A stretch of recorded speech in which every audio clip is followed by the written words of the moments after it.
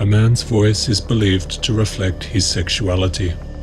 His vocal qualities reveal the state of his manhood and presence of his seminal secretions. These fluids, when produced and retained, exercise a masculinizing effect over the organism. Nature advertises a man's virility and fertility through his voice, and this information is utilized by potential mates for sexual selection. If you have any doubt of this connection, simply consider the process of puberty. For the male, puberty marks the development of the reproductive system. His body commences semen production. This transition into manhood is marked by the deepening of the voice, as testosterone production is ramped up, shaping his vocal cords, making the voice deeper and more resonant. Your voice plays a major role in how the opposite sex instinctively feels about you. Much attraction or repulsion will come from the pitch and tone of your voice. The man with higher testosterone levels usually will, in most cases, have a deeper voice. According to research, women consistently rate deeper male voices as more attractive, compared to higher-pitched male voices. Other studies have shown women also rate deeper-voiced males as being more healthy, older, more dominant, and more masculine. Aristotle wrote, "A deep voice seems to be the mark of a nobler nature, and in melodies too. That which is deep-pitched is better than the high-pitched, since deepness is a form of superiority, and it is superiority that betterness resides." Conserving your seminal secretions is preserving your manliness.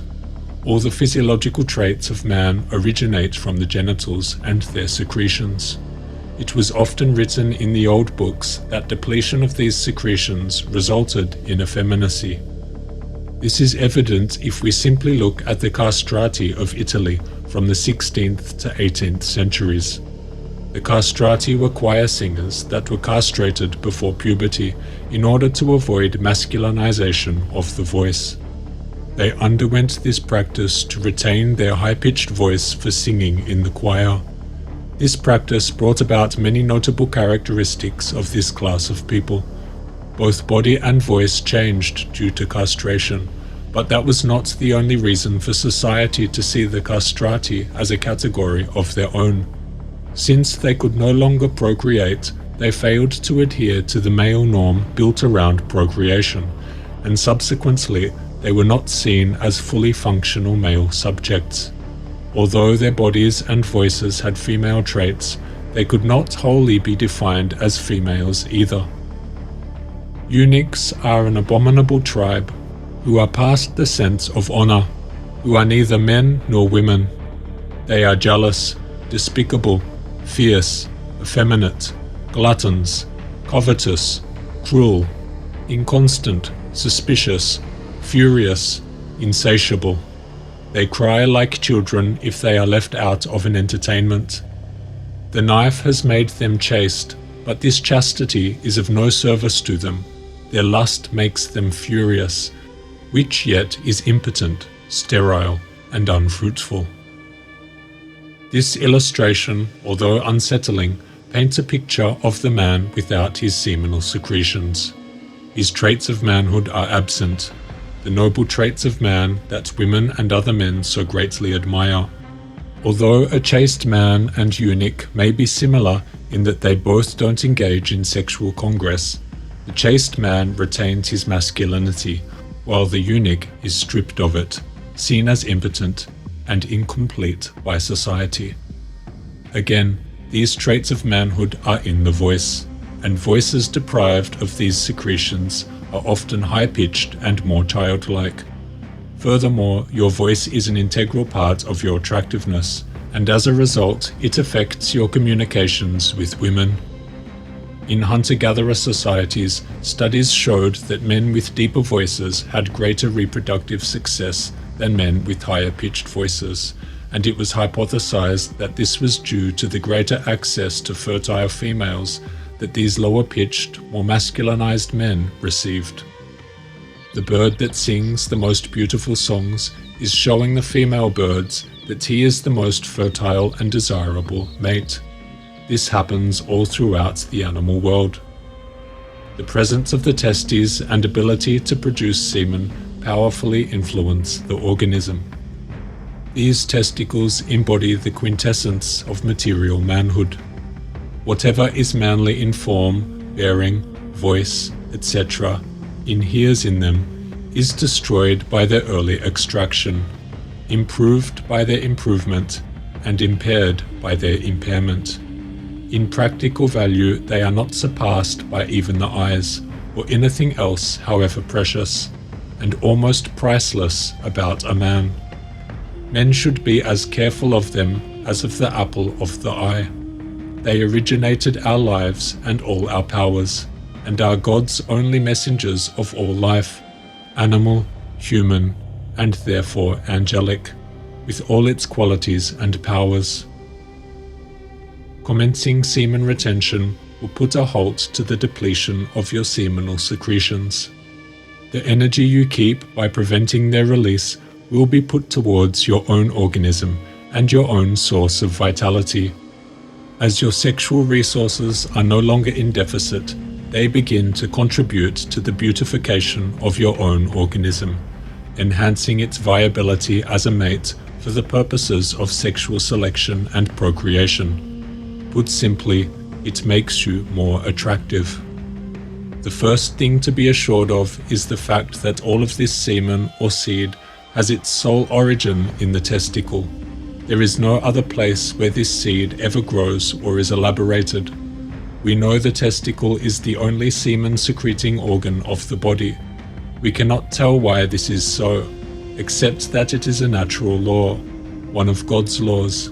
We can only state the fact and say we know it is so. These bodies, the testicles, are for the purpose of elaborating this seed, and seemingly for no other object. It is established that if anything occurs to these testicles, this occurrence will affect the man's entire body, his voice, and his general growth. His whiskers will be scanty. He will be liable to be narrow-chested. He will not have the same amount of courage as one who has the testicles whole. The sexual passion will never be known. These changes are constant where the testicles are removed for any cause, and the earlier the organs are removed, the more pronounced are the changes. The testes are the producers of testosterone, and this is the hormone that most influences the development of the voice. Testosterone itself is not necessarily an indicator of long-term health. In fact, prolonged exposure to high levels of testosterone is often harmful to health. Testosterone-driven secondary sex characteristics show that an organism can handle the energy and physiological costs of maintaining these traits. In this way, these traits signal strength and vitality, even though they come with potential costs. A castrate tends to live longer because they are using less of this life-giving substance. Similarly, I believe that a frequent masturbator may have a shorter lifespan due to the excessive expenditure of these resources. The ideal balance would be the chaste man, who does not waste yet conserves this vital substance. The voice also reveals which emotions our thoughts are most absorbed in. The kind of person that we are: selfish, selfless, compassionate, vindictive, and so on. Our faculties of love, or lack thereof, are also expressed in the countenance and in the voice. Our voice reveals both the attractive qualities and unattractive qualities of the personality, of one's inner thoughts. Not only is every vocal utterance sexed, not only are all states of the sexuality reported in the voice, but all the changing phases of love are proclaimed through its intonations. Each faculty impresses itself audibly upon these tones, as combativeness chops the words off short, and destructiveness renders the tones rough and grating, while veneration solemnizes and prolongs them, so love softens and sweetens them. As if some were praying in one adjoining room while others were swearing in another. A practiced ear can tell, just from their tones, which party is praying and which swearing. So the mere tones of animated conversation, where not a word is heard, proclaim correctly the affectional states then existing in each speaker. Active love renders the intonations peculiarly soft, winning, tender, and elongated. Beauty of face consists chiefly of expression, which love redoubles, by increasing the action of the faculties. Active love lights up even plain features with a glow, a warmth, a flush, which loving eyes in the beholder still magnify, so that those in love always think their loved ones good-looking.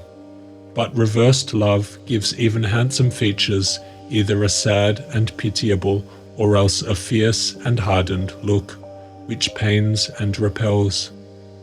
A hearty sexuality gives a beautiful form and face, to which love superadds a radiance really captivating. No face can ever be worth a second look when saddened by disappointment. Love draws all the facial lines upwards, while reversed love draws all downwards.